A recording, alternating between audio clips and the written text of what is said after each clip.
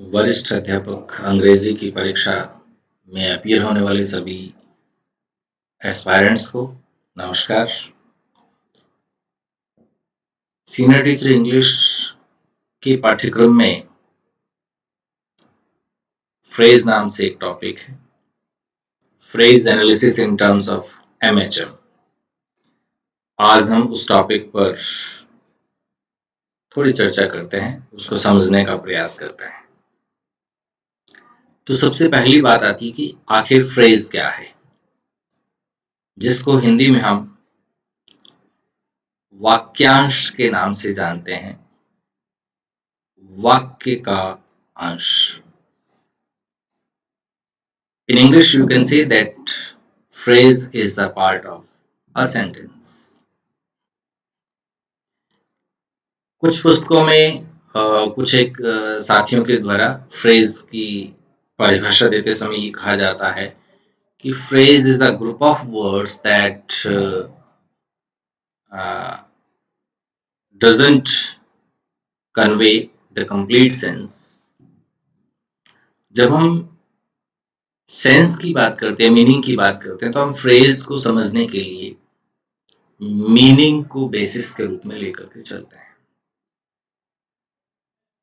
But हमें ये ध्यान रखना चाहिए कि ये ग्रामेटिकल यूनिट्स जो है, it should not be analyzed, should not be interpreted in the terms of meaning, because sentence, phrase, clause, these are the structural units, these are the syntactical units. तो हमें on the basis of structure इस बात को समझने का प्रयास करना चाहिए। अगेन मैं रिपीट करना चाहूंगा बात को कि what is phrase? Phrase is a part of sentence. It is a structural unit of a sentence. तो जब इसको यूनिट के रूप में समझना है तो हमें the next thing that is to be understood, that is a clause. clause क्या होता है? तो in simple words you can say clause is a sentence. However, there is a difference between a sentence and a clause. Sentence is an independent unit and clause is somewhat dependent. So now फिलहाल हम जब clause की बात करेंगे तब sentence और clause की बात और डिटेल से करेंगे, बट स्टिल क्लॉज को आप एक सेंटेंस समझते हुए चलें। और क्लॉज की जब हम बात करते हैं तो हम स्पोका की बात करते हैं। क्लॉज में एक सब्जेक्ट है, एक प्रेडिकेटर है, एक ऑब्जेक्ट है, एक कॉम्प्लीमेंट है, एक एडवर्बियल है। प्रेडिकेटर जिसको आप वर्ब के नाम से जानते हैं, that is a predicator. This is the most essential part of a sentence of a clause. Without predicator, a sentence is not possible. Other elements are somewhat optional. A subject may be there, or a subject may be hidden there, or an object, complement, adverbial. These are the optional, और हम ये कहें कि ये वैकल्पिक एक तरीके से एलिमेंट्स है। these elements may be there or not be there. तो ये एक क्लॉज की पार्ट्स हैं, एलिमेंट्स हैं, सब्जेक्ट है, प्रेडिकेटर है, ऑब्जेक्ट है, कॉम्प्लीमेंट है, एडवर्बियल है। और इसी संदर्भ में कहीं ना कहीं हम फ्रेज को समझने का प्रयास करते हैं। तो अभी हमने बात की कि फ्रेज क्या है। Phrase is a unit of a sentence. So when we say that it is a group of words, then it is somewhat incomplete definition, because even a single word can be termed as a phrase. So phrase is a word or it is a group of words that functions as a part of a sentence, that functions as an element of a sentence, that is as subject, as a predicator, as an object, as preposition, as a complement or as an adverb. So phrase क्या है, फिर से इस बात को समझ लें बिल्कुल सीधे सीधे स्पष्ट शब्दों में। फ्रेज क्या है? वाक्यांश है, वाक्य का एक अंश है। यह वो अंश है जो वाक्य के किसी एक तत्व के रूप में, एक एलिमेंट के रूप में काम करता है। और वो एलिमेंट्स हैं, वो कर्ता हो सकता है, सब्जेक्ट हो सकता है, वो प्रेडिकेटेड वर्ब हो सकती है, क्रिया हो सकती है, वो ऑब्जेक्ट हो सकता है, कर्म हो सकता है, वो एक कॉम्प्लीमेंट हो सकता है, पूरक हो सकता है, जिसको हम subject complement, complement of subject और कॉम्प्लीमेंट ऑफ ऑब्जेक्ट कह सकते हैं। उसका पार्ट हो सकता है, उस रूप में काम कर सकता है, और एक एडवर्बियल के रूप में भी काम कर सकता है। वो जो पार्ट है सेंटेंस का, that is termed as a phrase. सीधे सीधे शब्दों में हम फ्रेज को समझ लिए। अब हम बात करते हैं कि फ्रेज के एक्चुअल एलिमेंट्स क्या होते हैं, एक्चुअल फ्रेज में क्या क्या चीजें होती है। तो जब हम फ्रेज के एलिमेंट्स की बात करते हैं तो फ्रेज में क्या होता है, फ्रेज में कौन कौन से एलिमेंट्स होते हैं उसकी हम बात करते हैं। तो फ्रेज में मोटे तौर पर हम जब फ्रेज की बात कर रहे हैं तो फ्रेज का एक स्ट्रक्चर होता है MHM, that is modifier, headword and modifier. M stands for modifier and H stands for head word. So this bracket indicates that M is an optional element of a phrase, and this one also optional, but head word is an essential element. Head word क्या है? ये अनिवार्य तत्व है एक phrase का, और M जो है मॉडिफायर है, ये ऑप्शनल है। ये हो भी सकते हैं और नहीं भी हो सकते। और ये जो n पावर है, that indicates that there may be a single modifier or there may be a series of modifiers. बहुत सारे modifiers भी हो सकते हैं। और जो पहले लिखा है that is known as pre modifier, और बाद में लिखा है उसको हम post modifier के रूप में जानते हैं। तो हेडवर्ड जो होता है किसी फ्रेज में, वो ये डिसाइड करता है कि उस फ्रेज को हम क्या नाम देंगे on the basis of form, structure. Structure के आधार पे वो फ्रेज क्या कहलाएगी, ये कौन डिसाइड करेगा? ये हेडवर्ड डिसाइड करेगा कि एक्चुअली वो क्या चीज है। और मॉडिफायर उसको कहीं ना कहीं एलाबोरेट करने की कोशिश करता है, या मॉडिफायर उसके बारे में कुछ और चीजें बताता है कहीं ना कहीं।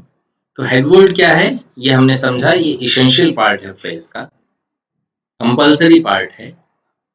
मॉडिफायर जो है वो हमें कुछ ना कुछ उसके बारे में बताएगा। Pre it comes before the head word and post that comes after the head word. अब there are 6 types of phrases. They are noun phrase, adjective phrase, it may be abbreviated as AZP, then verb phrase, prepositional phrase, genitive phrase, and adverbial phrase. These are 6 types of phrases, 6 kinds of phrases are there. Genitive phrase and prepositional phrase both are the types of noun phrase. So basically 4 phrases are there. Now let us talk about noun phrase. हम noun phrase की बात करें सबसे पहले कि noun phrase actually क्या है। तो जैसा हमने पहले बात की कि हेड वर्ड जो है वो डिसाइड करेगा एक्चुअल में फ्रेज क्या है। तो सबसे पहली बात, जब हम नाउन फ्रेज की बात करते हैं तो आपको दिमाग में ये बात रखनी है कि यहाँ जो हेडवर्ड होगा that must be a noun. Headword must be a noun. अच्छा, नाउन के बारे में आप अच्छे तरीके से समझते हैं, इसलिए इस पे बात करने की आवश्यकता नहीं होनी चाहिए। तो हेडवर्ड क्या होगा या नाउन होगी। अब जैसे एक सेंटेंस हमने लिखा यहाँ, Sanjay goes to somewhere anything. तो यहाँ जो संजय है ये नाउन फ्रेज है। आप देख रहे हैं यहाँ सिंगल वर्ड है, सिंगल वर्ड है तब भी ये नाउन फ्रेज है। और in this sentence this phrase functions as a subject. तो एक सब्जेक्ट के रूप में यहाँ काम कर रहे हैं। तो हेडवर्ड नाउन हो सकता है, और सेकंड थिंग प्रोनाउन हो सकता है, क्योंकि प्रोनाउन जो है वो अपने आप में कोई डिफरेंट चीज नहीं है। That is also a noun, a noun that can be used at the place of other noun, that is pronoun. Pronoun actually noun का ही एक पार्ट माना जाता है, तो इसलिए नाउन प्रोनाउन फ्रेज अलग से नहीं होगी, नाउन फ्रेज का ही एलिमेंट होगा एक तरह से pronoun. Now next example is there, my brother Sanjay goes to. तो अब यहाँ हमने इसको थोड़ा सा इसमें कुछ एलिमेंट्स और ऐड कर दिए हैं. आप देखेंगे संजय है as a noun, proper noun is there, and my brother is a modifier. यहाँ भी दो two words are there, my and brother. My is a it is an possessive, sorry, it is a possessive adjective. Possessive adjective, it's an adjective. Brother common noun के रूप में यहाँ है और Sanjay proper noun के रूप में. तो ये नाउन फ्रेज नहीं है, ये पूरा का पूरा जो पार्ट है that is termed as noun phrase. यहाँ संजय क्या है, हेडवर्ड है. ब्रदर क्या है, ये प्री मॉडिफायर है, और माई ऑल्सो प्री मॉडिफायर है. तो ये प्री मॉडिफायर हो गए और ये हेडवर्ड के रूप में हो गया. ये पूरी की पूरी जो यूनिट है यहाँ तक की, ये किसके रूप में काम कर रही है, ये कहीं ना कहीं सेंटेंस के सब्जेक्ट के रूप में काम कर रही है. तो ये हमने कुछ समझने का प्रयास किया. फिर आगे कुछ सेंटेंसेस से देखते हैं. हमारे पास नेक्स्ट सेंटेंस है, a very tall man is standing there. So a very tall man. So man is the noun. This one is the head word. ये head word है, और इसके ठीक पहले जो पार्ट लगा हुआ है ये प्री मॉडिफायर है. यहाँ भी आप देख रहे हैं कि ये tall एडजेक्टिव है एक, यहाँ very एडवर्ब है, और डिटर्मिनर है, एडजेक्टिव है. तो ये सब मिल करके इस मैन को प्री मॉडिफाई कर रहे हैं कहीं ना कहीं. तो ये प्री मॉडिफायर के रूप में आपके पास थ्री वर्ड्स हैं. सो नाउन फ्रेज ये कंप्लीट यूनिट है, ये भी सब्जेक्ट के रूप में काम कर रही है. Then Mr. Rakesh, the principal of this school, will go. So in this part, subject is till here. Mr. Rakesh, the principal of this school. So Mr. Rakesh is the head word. Mr. is pre-modifier, and the principal of this school is the post modifier. तो यहाँ pre modifier है, यहाँ post modifier है, और ये head word है, और पूरा का पूरा पार्ट जो है ये एक सब्जेक्ट के रूप में इसमें काम कर रहा है. Then I want to see something different. तो यहाँ समथिंग इज अ प्रोनाउन और डिफरेंट एडजेक्टिव है. तो this one is head word, ये हेड वर्ड है, तो ये पूरी नाउन फ्रेज है. हेड वर्ड जो है दैट इज प्रोनाउन हियर, और डिफरेंट क्या है, ये एडजेक्टिव है, ये मॉडिफायर है. तो ये पोस्ट मॉडिफायर जो है यहाँ पोस्ट पोजीशन के अंदर लगा हुआ हो सकता है मॉडिफायर भी इस तरीके से. ये एक मॉडिफायर लगा हुआ है, तो ये भी एक नाउन फ्रेज हुई. तो यहाँ फॉर्म की बात कर रहे थे हम कि नाउन फ्रेज में होता क्या है. तो नाउन फ्रेज में क्या हो सकता है, एक हेडवर्ड होगा, एक प्री मॉडिफायर हो सकता है, और एक पोस्ट मॉडिफायर हो सकता है. अच्छा, जो प्री मॉडिफायर है यहाँ क्या हो सकता है, ये भी हमें ध्यान में रखना चाहिए. या एडजेक्टिव हो सकता है, या एक अदर नाउन भी हो सकती है, डिटर्मिनर हो सकता है. पोस्ट मॉडिफायर के रूप में आपको एक अदर फ्रेज मिल सकती है. यहाँ पर आपको एक क्लॉज भी मिल सकता है जो पोस्ट मॉडिफायर के रूप में काम कर रहा हो. तो इस तरीके से यहाँ ये पार्ट हुआ इसका नाउन फ्रेज का. यहाँ एक बात और समझी जा सकती है कि जो फ्रेज है इसमें दो चीजें होंगी. एक फ्रेज जो है, फ्रेज का जो एक पार्ट है उसको हम फॉर्म के आधार पर देखेंगे कि एक्चुअली इसमें कौन से वर्ड्स जो हैं, कौन सी स्ट्रक्चर्स हैं, या कौन सी यूनिट्स हैं जो उस फ्रेज को फॉर्म कर रही हैं. और दूसरा वो फ्रेज एक्चुअली क्या फंक्शन कर रही है, क्या काम कर रही है.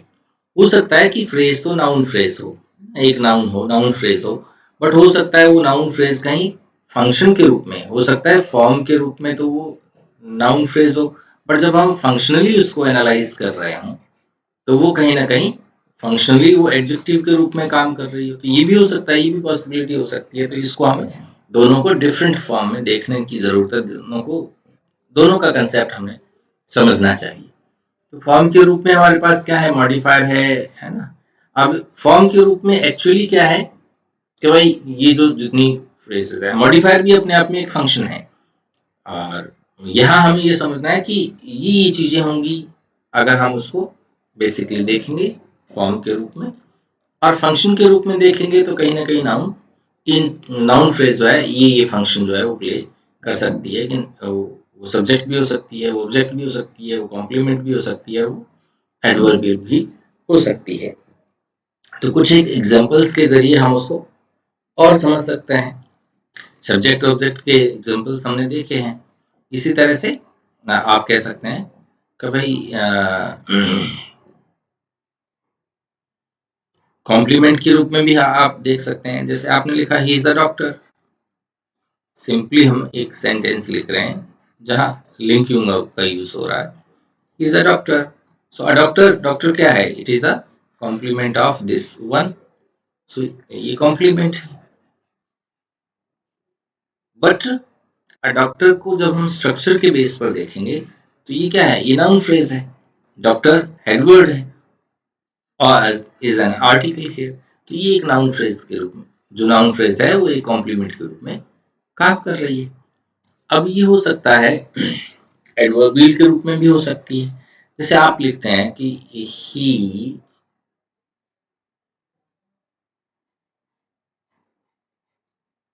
गोज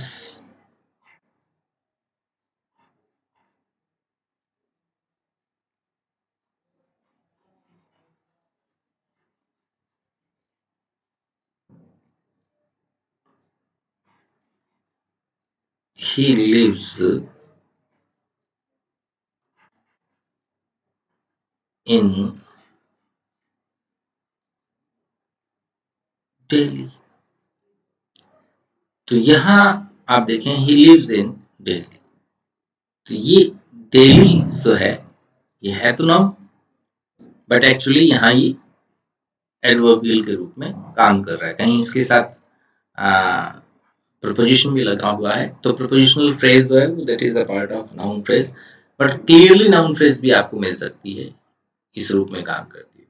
तो ये सारे फंक्शंस भी कहीं ना कहीं फ्रेज जो है वो प्ले करती है।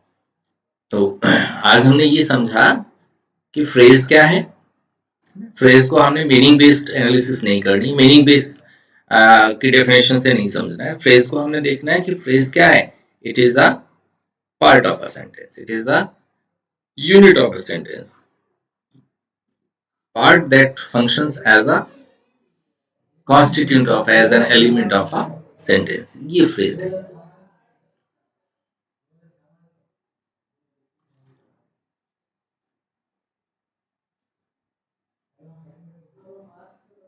दूसरी चीज हमने ये देखी फ्रेज में, कभी उसमें क्या है, मॉडिफायर होगा, हेडवर्ड होगा और मॉडिफायर होगा। एमएचएम को हमने समझा। मॉडिफायर में कौन हो सकता है, प्री कौन हो सकता है, पोस्ट क्या हो सकता है, नाउन की जगह प्रोनाउन भी हो सकता है, और ये क्या क्या फंक्शन कर सकते हैं। तो इस तरीके से हम इसको समझने का प्रयास कर सकते हैं। अब कुछ